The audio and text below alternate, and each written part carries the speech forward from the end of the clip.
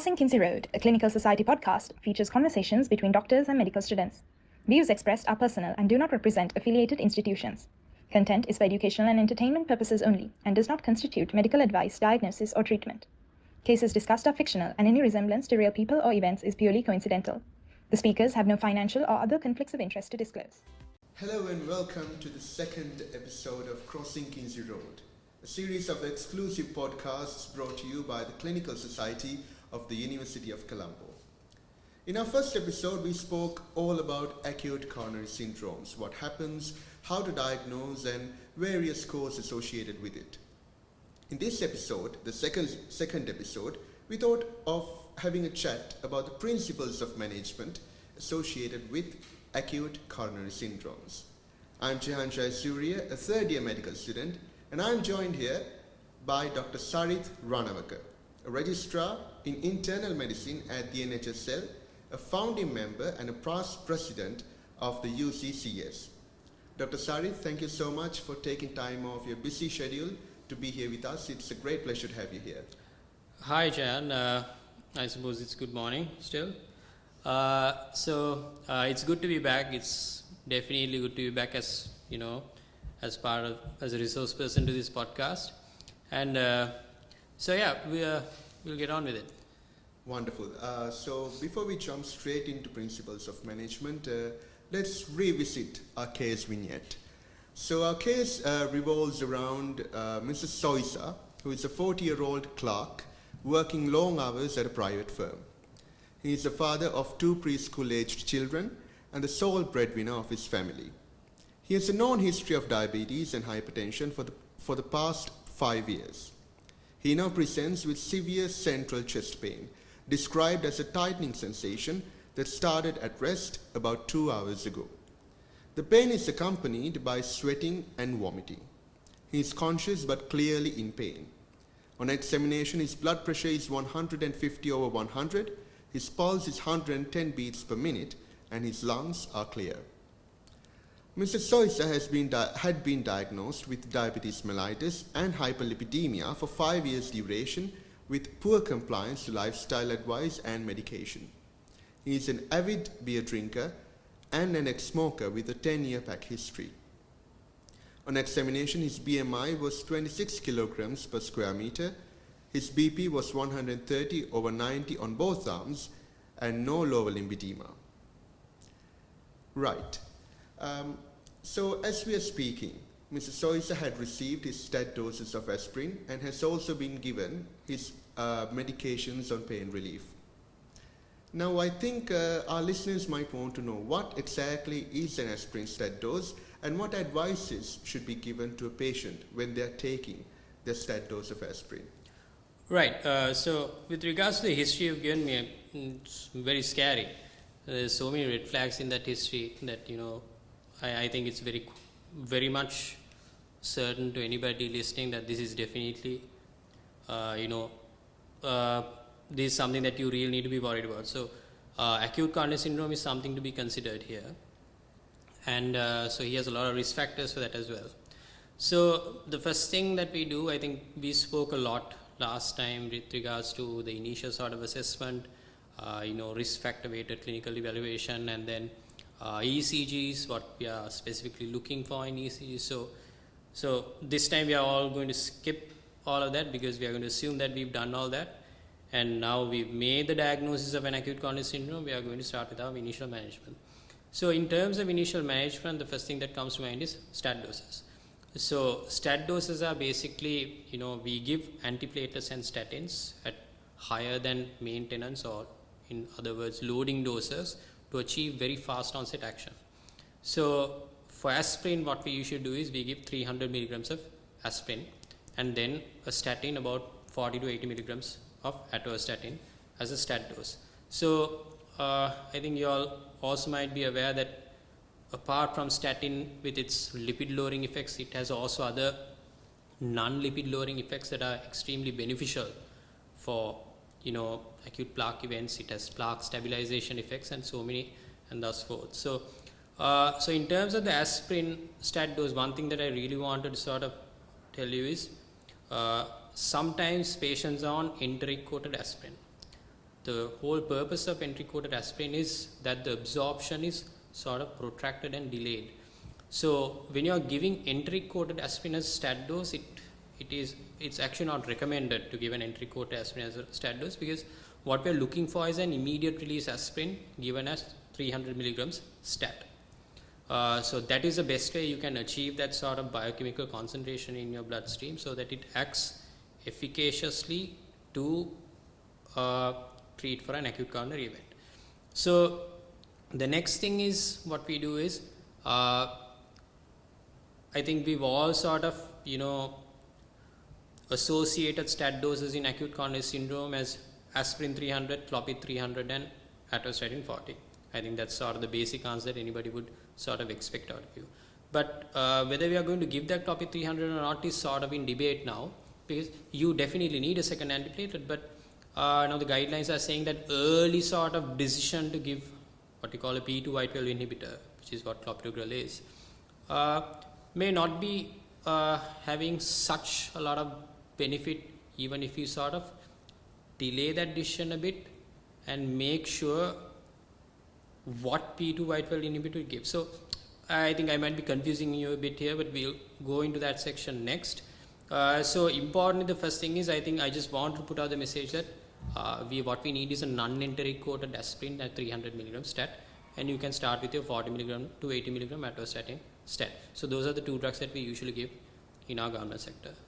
Right, so now we're using aspirin and atorvastatin, and like you said, there's a bit of controversy around using clopidogrel at the moment, which brings me to my next question. Now it has been 4 decades since aspirin transformed the way we treat myocardial infarctions, and like you said, is clopidogrel really its best partner? If not, why is it not, and are there any good alternatives that we can use in its place? So as you correctly said, it's not that it's a controversy per se, but we've sort of discovered better sort of alternatives to clopidogrel, again in the same class of drug, which is a P2Y12 inhibitor. So we have 1 of 3 options. So there's a 4th option also, but I just focus on 3. So there is prasugrel, ticagrelor and clopidogrel.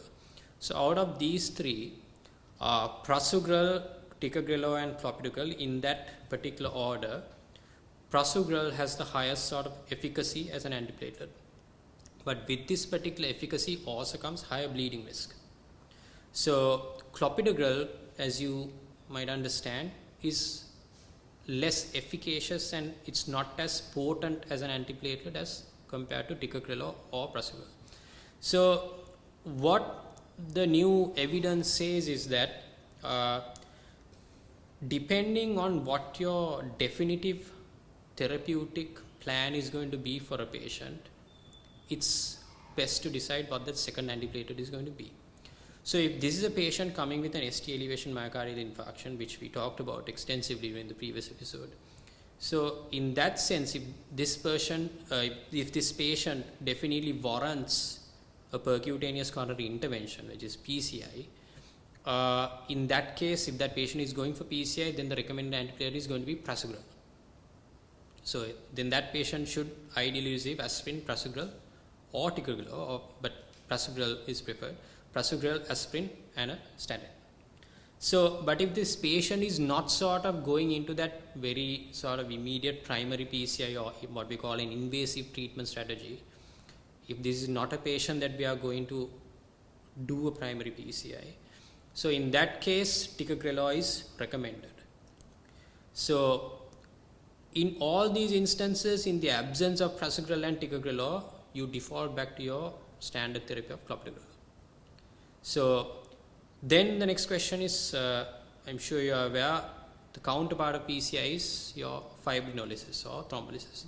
So if a patient is going with thrombolysis, then the patient is also at higher complication risk through bleeding. So then the antiplatelet for that particular setting is clopidogrel. So if a patient is undergoing PCI, then the second antiplatelet is preferably prasugrel or ticagrelor. In the absence, definitely clopidogrel. If the patient is not going to be followed up by an invasive treatment strategy, the PCI, then you can give clopidogrel or ticagrelor. Ticagrelor is preferred. But if the patient is going to be thrombolized, then the recommended antiplatelet is clopidogrel, because we can't sort of risk a higher bleeding risk in these patients. So that sort of determines. So as you understand now, what treatment strategy you are going to implement will have to decide what that second antiplatelet should be. So the other thing is, in terms of, so the biggest problem we have with this particular treatment strategy is that most of the patients that we get for our state sector, I won't say most, but a lot of the patients we are unable to accommodate for a primary PCI even if they have a STEMI. And to complicate matters, prasugrel and ticagrelor are not available in our state sector. So for us, as a daily management plan, it still remains clopidogrel. But the world has moved away from this particular drug. It's sort of moving away. Not that it's not an obsolete drug. It's definitely required, and it definitely has indications for acute coronary management still, even in the developed world. But still, we are sort of going for a higher, more efficacious and more potent antiplatelet if and when that is indicated. So I think you now understand that there are certain nuances to this conversation when it comes to what antiplatelet to use. So this sort of preference for a better, more efficacious antiplatelet is particularly because we are very much interested in reducing stent thrombosis going forward, because the stent is again another foreign object. So there is going to be a reaction into that particular stent when blood flows through, and it's sort of a nidus for a thrombus also. So unless we really protect that particular stent, it's going to get thrombosed. So it has been shown that post PCI, prasugrel and ticagrelor have a higher patency rate for a stent as compared to clopidogrel. So that's sort of the rationale behind this whole conversation. Like you said, Dr. Sari, now there's a lot of decisions that have to be taken based on how our management is going to proceed forward. And my next question is also along the lines of that. Now, if we assume that Mrs. Soisa came within 2 hours of chest pain to the hospital and his ECG showed ST elevations, now how would that change our management? Right. So when it comes to an ST elevation ACS, as we talked in the previous episode of this podcast, it's definitely something to worry about. It's going to result in a transmural infarction in almost all cases. So this is one place that we really need to decide what we're going to do, and we need to do that fast. So the definitive therapy for an ST elevation ACS is, for the time being, reperfusion. So to reperfuse the coronaries, there are two modalities that we can use. So this one is called the percutaneous coronary intervention. In this particular setting, when we use it to rapidly reperfuse an ST elevation MI, that's called a primary PCI. Or else the other sort of option, as we alluded to earlier, is fibrinolysis or thrombolysis, for which we use recombinant tissue plasminogen activators, either tenecteplase, alteplase, or reteplase, but tenecteplase is preferred. So this again is sort of this you need to decide quickly what you're going to do. So that decision is based upon when the patient develops symptoms and how soon can you get a PCI done. So PCI is preferred over thrombolysis. So in all instances, when you have a STEMI, you need to try to get a PCI done. That is the preferred mode of therapy. So the first thing for that to happen is the patient should ideally present within 12 hours. So if a patient with a STEMI is presenting within 12 hours, then he is a candidate for primary PCI. So in that particular setting, the next thing you have to answer is whether you can get a PCI done. So this is where the challenge is, especially in a lower middle income country like ours. So if you can get a PCI done, which what we say is within less than 120 minutes, which is just 2 hours. So your case is sort of really there in that borderline. So we'll just say, because you said 2 hours. So if you can get the PCI done within less than 120 minutes, then you should definitely proceed for a PCI. And this sort of management plan is more possible when the patient is presenting to a PCI capable facility, where you have the facilities to do that in that particular hospital where the patient is presenting, and you can call the cardiology team and try to arrange that. But most of the time, this is not the case. So then the question is, what happens next? If you can't go ahead with the PCI within 120 minutes, the recommendation is to thrombolize the patient. So suppose you are working in, let's say, a base hospital somewhere. You are not going to have PCI facilities in that particular center. So what if you can transfer the patient? Arrange for cardiology before you transfer. You contact the cath lab in a nearby hospital where you can arrange for a PCI, and if they are also happy to accept that patient, and if you estimate that you can get a PCI done within 120 minutes for that patient since diagnosis, from the time of diagnosis. So the 120 minutes is calculated from the time of diagnosis of STEMI. So if you can accommodate a PCI within 120 minutes, in that case, don't thrombolize and transfer the patient to that PCI capable facility. So, but if your trans is also going to take longer than 120 minutes from the time of diagnosis, then you should thrombolize the patient then and there. So, you need to tackle your time. So, it's a lot of logistical things that you have to arrange. So, the 120 minute cutoff is something that you really need to look out for. So, because the outcomes are better with the PCI as compared to fibrinolysis. And every patient that is subjected to fibrinolysis as per the guidelines need to be definitely transferred to a PCI capable facility afterwards, because despite fibrinolysis, the patient might still not have dissolved that clot, in which case they might require PCI at some point during that particular index admission. So, right, so that's sort of the cutoff. So within 12 hours, if you can arrange it within 120 minutes, either through a transfer, or if you are at a capable facility for PCI, then go ahead with PCI, or else you need to thrombolize the patient.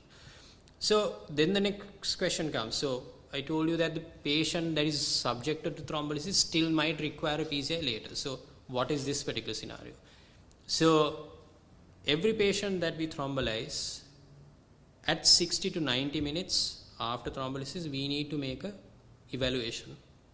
And we use 3 particular parameters to make this particular decision as to consider whether this patient still warrants a PCI. So those 3 are, first is clinical, whether there's clinical improvement of chest pain and symptoms. The second is whether there's at least a 50% reduction in that ST elevation, right, of a lead of interest. The third thing is what you call, this is actually a good arrhythmia if you can have it after a PCI, which is what you call an accelerated idioventricular rhythm, right? So arrhythmias are usually not really good things to have, but this is an arrhythmia that, actually gives you a better prognosis if you have that after thrombolysis. So we are looking at a clinical resolution of chest pain. We are looking at greater than 50% reduction of ST elevation in a particular lead, and the third thing is the appearance of an accelerated idioventricular rhythm. If those are there, then the patient has had successful thrombolysis. If by any chance these 3 parameters are not there, then that patient should again be considered for a PCI. So is fibrinolysis indicated a second time? Because that is the next question that you have to ask. So why not fibrinolyze a second time? That is actually discouraged, because we can't sort of risk the complications of a second fibrinolytic administration because it's associated with intracranial hemorrhage and so many other bleeds. So this is not something that we can tolerate, and it's actually discouraged to fibrinolyze a second time. So what we go for is what you call a rescue PCI in this setting. If there's no good resolution after thrombolysis, then you proceed with a rescue PCI. So this is why you need to actually transfer every patient after you thrombolize. Once you've stabilized the patient, that patient needs to be transferred to a PCI capable facility after thrombolysis. You don't know whether the patient will still require a PCI after you thrombolize. Right. So, okay, so then the next question that you might ask me is what happens after 12 hours? So, after 12 hours, for you to consider a PCI, is it still indicated? Yes. That is if the patient has ongoing symptoms of ischemia and or if the patient is hemodynamically unstable or else has developed a life-threatening arrhythmia. So in that setting, you need to still consider a very emergent PCI for that patient, even after 12 hours. So this sort of time duration can be extended up to 48 hours. So within 12 to 48 hours, you should still consider for a PCI if the patient is having the said symptoms that I told you earlier. So, but after 48 hours, primary PCI for that what you call the infarct-related artery is not recommended as a routine measure. So you can still consider it, but it's not routinely done for every patient after 48 hours. Right. So that's sort of how the decision making happens when it comes to your percutaneous coronary intervention versus your fibrinolysis and whether you should do these at all. So these are again indicated for every patient with a ST elevation ACS or an ST elevation equivalent. So the equivalence we talked about during our previous episode. So anybody that is coming new to this episode, I would urge them to go and listen to the previous episode. So we spoke at length about the place of PCIs in ST elevated myocardial infarctions. Now my next question to you is there any place for percutaneous interventions when a patient is having a non-ST elevated myocardial infarction? Right. So that's a very important question, Shahan. And certainly, definitely is still indicated, but not as a routine measure. So every ST elevation MI, you need to see whether you can accommodate that PCI if the patient is meeting those criteria, eligibility criteria for PCI. But not every non-ST elevation ACS is indicated a PCI. But mind you, you need to definitely keep in mind that you are not whether you are dealing with a ST elevation equivalent, because we talked about it the last time as well that not all ST elevations appear with ST elevations on the ECG, right? So you need to still consider PCI if it's a ST elevation equivalent. For example, left bundle branch block, either meeting your Scarbosa criteria or as a new LBB. So you need to still consider that if that's the case, if it's a ST elevation equivalent. So in the absence of any STEMI or in the absence of and also in the absence of any ST elevation equivalent, then you are going for a formal diagnosis of a non-STEMI if the patient is having elevated troponins. So there is still recommendation to go ahead with the PCI, but that is based on what you call the risk stratification for that patient. So there are certain things that we look for, and if the patient meets any of those criteria, you need to still go ahead with a percutaneous coronary intervention for that particular patient. So one way that we can sort of get around this is there are so many studies that have been done, and one particular score of importance that you might need to know is what you call the GRACE score, the Global Registry for Acute Coronary Events. So there is one thing that we look for at this particular point in time, but there are also so much more overt and more clear-cut things that we look for. So if I tell you a few things. So if a patient is coming with a non-ST elevation MI, you need to risk stratify as either high risk non-STEMI, or very high risk non-STEMI or a high risk non-STEMI. So those are the two places where you still need to consider PCI. So everybody that is falling into the category of a very high non-STEMI, very high risk non-STEMI, is warranted an immediate PCI, immediate as in as soon as possible. So these patients are those with hemodynamic instability or cardiogenic shock, life-threatening arrhythmias, acute heart failure that is refractory to management, and ongoing chest pain that is refractory to medical therapy, and also dynamic ECG changes suggestive of ischemia. So there are few bullet points in the guidelines that you can go and check up on. So if the patient falls into any of these criteria, you need to go ahead with an immediate PCI. So in other patients, if the patient is not having any of these features, then what we look for is either a dynamic ST segment or T wave change or a transient ST elevation in the ECG, or as I said, a gray score greater than 140. In those patients, you need to go for what you call an early invasive strategy. It's not immediate, it's an early invasive strategy, which is within the first 24 hours since diagnosis. So still non-STEMI can also be eligible for a percutaneous coronary intervention, but that depends on whether they are having high risk, very high risk, or high risk features following an acute coronary event. So this brings me another question based on what we see in wards. Now, regardless of whether Mr. Soisa has an NSTEMI or a STEMI, he would receive enoxaparin. Now, provided that he is given enoxaparin, how many days should enoxaparin be continued? Right. So, so as you correctly said, so anticoagulation, so once a patient develops an acute coronary event, we are going to look at blocking the platelet pathway, and we are also going to look at stopping that coagulation cascade. Right. So how we achieve stopping that coagulation cascade is through a heparin. So either a low molecular weight heparin or an unfractionated heparin. So I won't complicate matters further, but there are certain indications for unfractionated heparin also. But the low molecular weight heparin that we are all sort of familiar with is enoxaparin. So enoxaparin or anticoagulation, so we'll take it broadly as anticoagulation, not particularly enoxaparin, but anticoagulation is indicated for every acute coronary event. So administered at least 48 hours or until reperfusion is achieved. So suppose a patient presents with an acute ST elevation ACS, you've done a primary PCI. So once you've done the primary PCI, you can stop anticoagulation then and there. But if the patient, which is patient comes with a ST elevation or an unSTEMI or even an unstable angina, if the troponins are negative, they are still required to be anticoagulated at least a minimum of 48 hours or a maximum of up to 8 days.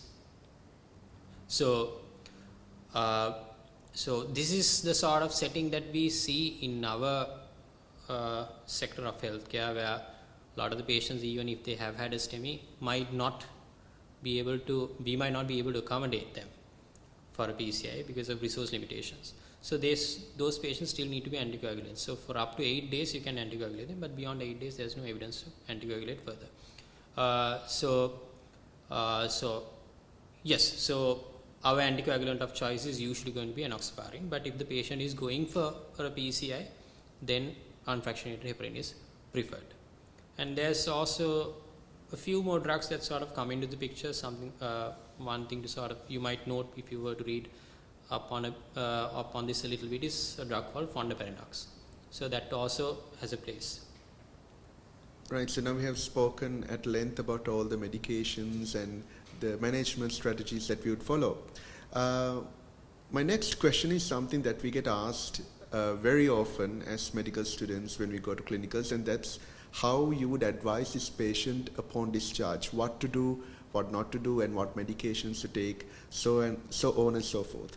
Can you tell us a little bit about the advices that should be provided to this patient upon discharge? Right. So, I mean, if you were to talk about advice, I think the first thing that you need to know is that you need to tell the patient what exactly he's having. So the patient has to be completely aware about their diagnosis, and so it has to begin there.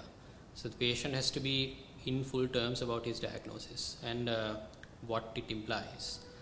So once you've established that baseline understanding with the patient, then you need to plan out your further management on discharge.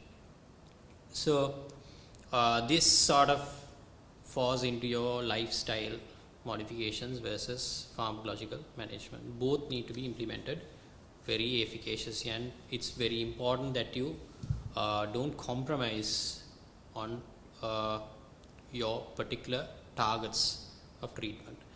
So going into your lifestyle sort of modifications, one important thing that you need to advise patients is that they still need to lead an active lifestyle. A lot of patients, after they've had an MI, because they know that they might experience chest pain after some exertion, they tend to sort of become very much more sedentary. So, but that is discouraged. You need to lead an active lifestyle, especially after an ACS, because this whole problem is partly a sedentary lifestyle. So you need to incorporate these patients into a cardiac rehabilitation program. So you need to have a medically supervised structured exercise program. So we need to refer them to cardiac rehabilitation. So, and they also need to be advised on the very, definite things such as stopping smoking, stopping alcohol, and also dietary modifications. So what's recommended is something similar to a Mediterranean diet. Right? And so apart from that, they need to, as I said, live an active lifestyle. So maybe not immediately after something like a STEMI, where you should not sort of exert yourself beyond your sort of normal daily activities. So there is some time that you need to sort of lie down, not really lie down as in lie down in bed, but you need to sort of not exert yourself overtly. But after that, you need to sort of develop your habit of developing your exercise tolerance, because with better exercise also becomes that also develops your collaterals in the heart. So whatever ischemic area might actually be better perfused long term if you can develop your collaterals going forward.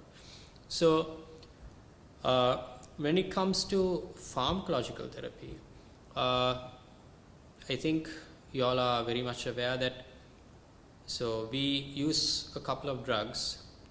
So the first thing is dual antiplatelets, a statin, and then depending on whether there's heart failure or not, that also greatly modifies your long-term pharmacological agents. So if we were to take a dual antiplatelet therapy, for any patient that even if they undergo a PCI, there is no recommendation to prolong dual antiplatelet therapy beyond 12 months. So it's a minimum of 6 months to 12 months. So this is for a patient that is not indicated oral anticoagulation for something like atrial fibrillation. So there is a completely separate topic which I don't think we can sort of speak in depth about today. But for somebody that is not indicated, let's say an oral anticoagulant for something like an atrial fibrillation, for somebody that has only had an ACS or has no other indication for an oral anticoagulant, so we are looking at dual antiplatelet therapy for about 6 to 12 months, ideally 12 months, especially after the PCI. So that dual antiplatelet, so the antiplatelet agent will be decided based on the factors that we discussed above. So if the patient has received a stent, prasugrel is preferred. So importantly, there is no indication to prolong antiplatelet therapy after 12 months. So we see sometimes that patients are sometimes on dual antiplatelets for years and years. So that is not indicated. That has a higher bleeding risk with no added benefit. The next thing is the prescription of a statin lifelong. So let me just add one more thing to the antiplatelet story. So at 12 months, what you need to do is still continue on single antiplatelet. So you just stop one. I don't want to give you the impression that you need to stop both at the end of 12 months. So the patient needs to be on a single antiplatelet lifelong, but you stop the second antiplatelet at 6 to 12 months, ideally 12 months if the patient has received a PCI. Right. So getting back to the statin, so what we are looking for is a high intensity statin prescribed lifelong, irrespective of the initial LDL of that patient. So, and what we are going to target is a less than 55 LDL cholesterol to be maintained. But this is also a bit, might be some people would tend to have a lower target, especially given that we are Asians. So some of these targets are sort of, developed for the western part of the world. So we being at a higher risk as Asians, we might actually benefit from a lower target. So, but at least a less than 55 LDL cholesterol target needs to be maintained going forward. So to achieve this, sometimes the statin might not be enough. So the two high intensity statins, I think we spoke about this last time also, rosustatin and atorvastatin. Once you've maximized on that maximal tolerated or optimal target dose, you need to consider addition of something like an ezetimibe. So if the patient is still not achieving the required target, despite lifestyle modifications and maybe ezetimibe plus a statin, then there's a place for PCSK9 inhibitors, so which we again talked about last time. So, so apart from your aspirin, statin, your antiplatelets and your statin, then angiotensin converting enzyme inhibitors also have an important place in ACS, especially if the patient has an ejection fraction less than 40, that is heart failure with reduced ejection fraction and or diabetes or hypertension and or CKD. So especially in those particular settings, you definitely need to have that ACE inhibitor, right? So as I mentioned, now things sort of get decided based on whether there are so many considerations to be additionally thought of if the patient has heart failure with reduced ejection fraction. So if the patient has heart failure with reduced ejection fraction, you need to definitely prescribe a beta blocker lifelong. The patient needs to be on a lifelong ACE inhibitor, and also sometimes even a mineralocorticoid receptor antagonist such as spironolactone, especially if the patient has heart failure and or diabetes.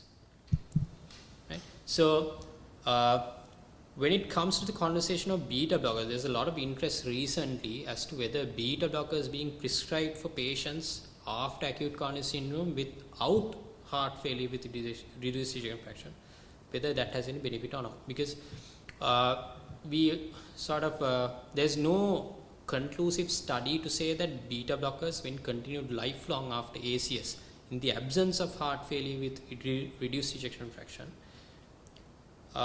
tends to have a benefit when continued long term. So there's a lot of studies even currently. There's a recent publication also in 2025 as to this whole conversation. So we are still a bit unclear whether beta blockers have a clear-cut benefit in a patient that just has had ACS as a long-term secondary prevention measure. But in that controversy, I think a few more years down the line, we might get a better answer for that. But there is no doubt about the fact that if the patient has heart failure with reduced ejection fraction, you need to implement that guideline directed medical therapy for that patient, in which case a beta blocker is definitely indicated as first line and should be continued lifelong because of mortality benefit. Right. So, and right. So again, SGLT2 inhibitors have also sort of come into the picture. I think we are always talking about this particular drug now. It's sort of this, now it came as, it was introduced as a diabetic drug, but now it's sort of this metabolic, cardiometabolic drug with some benefits for diabetes, for glycemic control. So SGLT2 inhibitors may also have a place after an acute coronary event, especially if the patient has diabetes. But if the patient has heart failure, even with preserved ejection fraction, so regardless of ejection fraction, if the patient has heart failure, SGLT2 inhibitors are indicated as a very important first line drug for mortality benefit.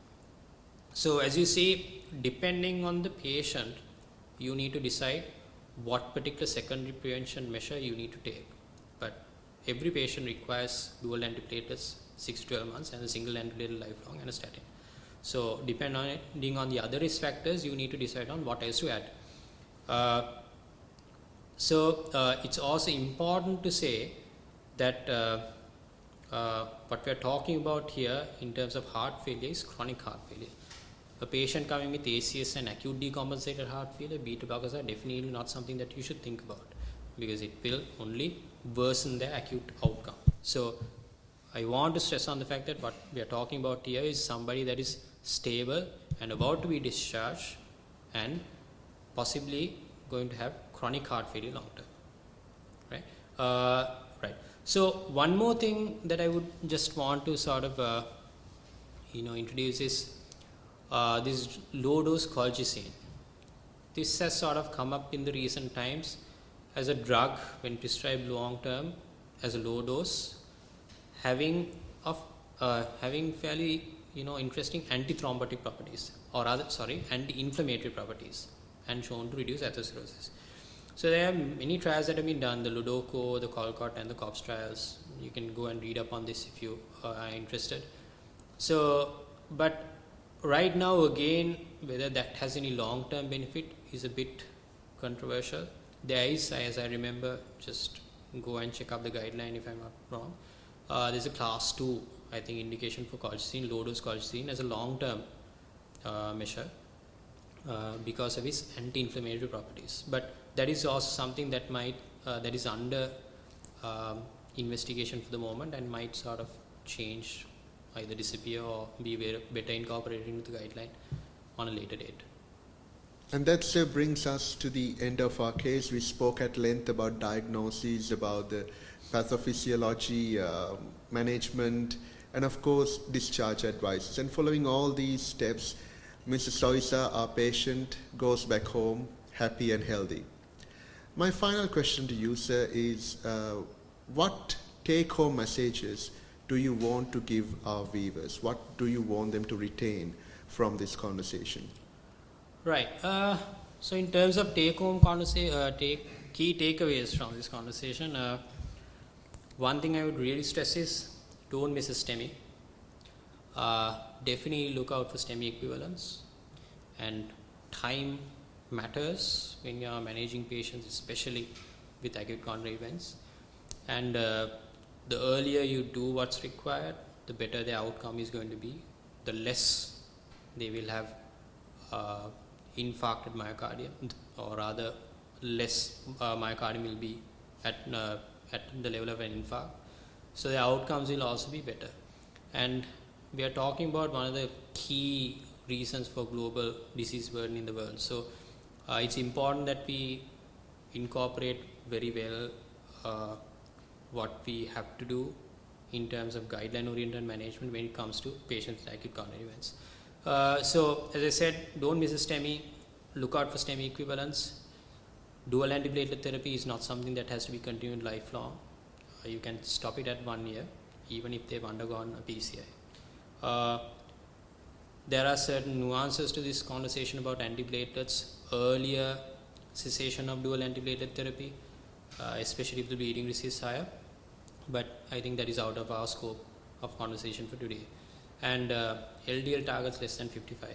I think this is something that really needs to be said. And guideline directed medical therapy for heart failure, which is a completely different conversation altogether. But I suppose those are things that I want to really stress on today. Thank you so much, sir, and that marks the end of another successful episode of Crossing Kynsey Road. Dr. Sarit, thank you so much for taking time off your busy schedule to be here with us. It was an absolute pleasure to have this chat with you. Yeah, happy to be here. Thank you for having me, and this has been great. Thank you, sir, and with the hope of meeting you again, let us bid you adieu. Thank you for joining with us.